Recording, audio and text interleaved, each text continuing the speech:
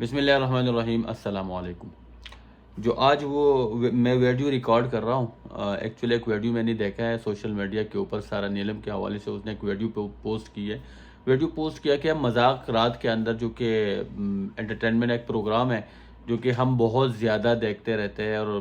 خصوصاً پردیسی لوگ چونکہ وہ سوشل میڈیا کا استعمال بہت زیادہ، انٹرنیٹ استعمال بہت زیادہ ہے، تو وہ انٹرٹینمنٹ کے لیے لوگ دیکھتے رہتے ہیں۔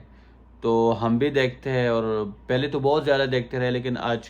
مصروفیت کی وجہ سے بہت کم دیکھ رہے ہیں۔ لیکن پھر بھی جب آپ سوشل میڈیا یوز کرتے ہیں تو ان کے جو پروگرامز ہیں وہ سامنے آ ہی جاتے ہیں، اور جب سامنے آ ہی جاتے ہیں تو ہم سکپ نہیں کرتے، کیونکہ ہمیں بہت پسند ہوتا ہے۔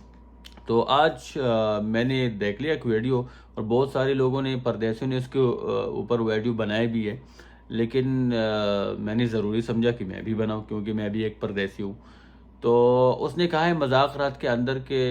پردیسیوں کے حوالے سے ایک بات کی ہے، اور پھر قیصر پیا نے جواب دیا اس کے بات کو بڑھا کے، اور قیصر پیا نے پھر معافی بھی مانگ لیا۔ تو پھر ظاہری بات ہے، جب کوئی معافی مانگ لیا تو پھر اس کو معاف کرنا چاہیے۔ اس نے یہ بھی کہا کہ میں مذاکرات میں جا کے اسی پروگرام میں جب آپ ریکارڈ کریں گے تو اسی کے اندر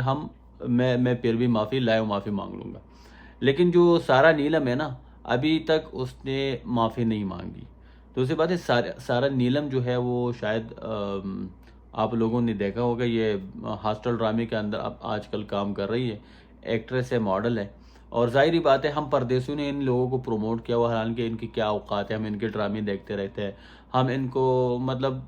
فیس بک کے اوپر فالو کرتے ہیں، انسٹاگرام پہ فالو کرتے ہیں، تو ہم نے ان کو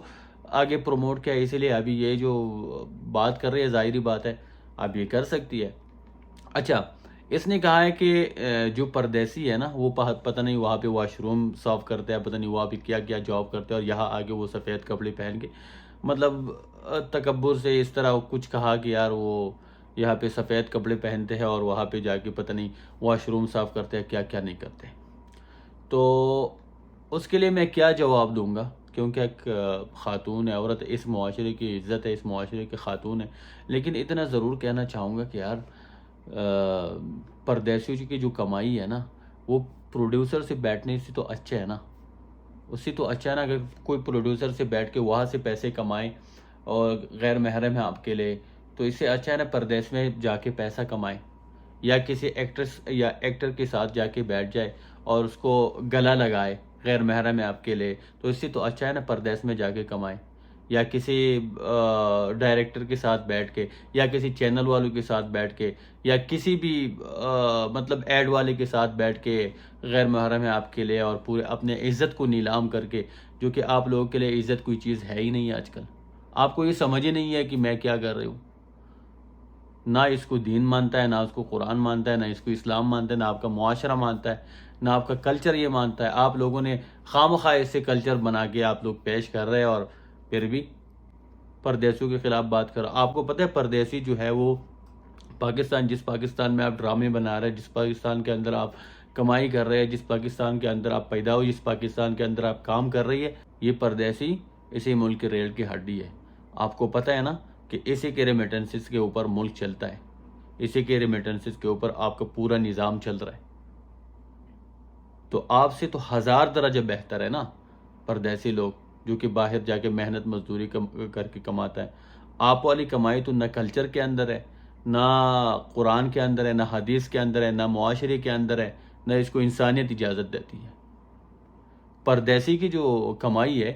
چاہے واش روم صاف کرے، چاہے وہ کہ دیہڑی کری، مزدوری کرے،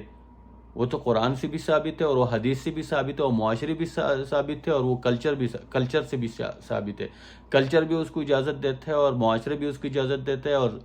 اسلام بھی اس کو اجازت، حتیٰ کہ ہر مذہب اس کو اجازت دیتی ہے۔ آپ کا جو کام ہے، آپ جو کر رہے ہو،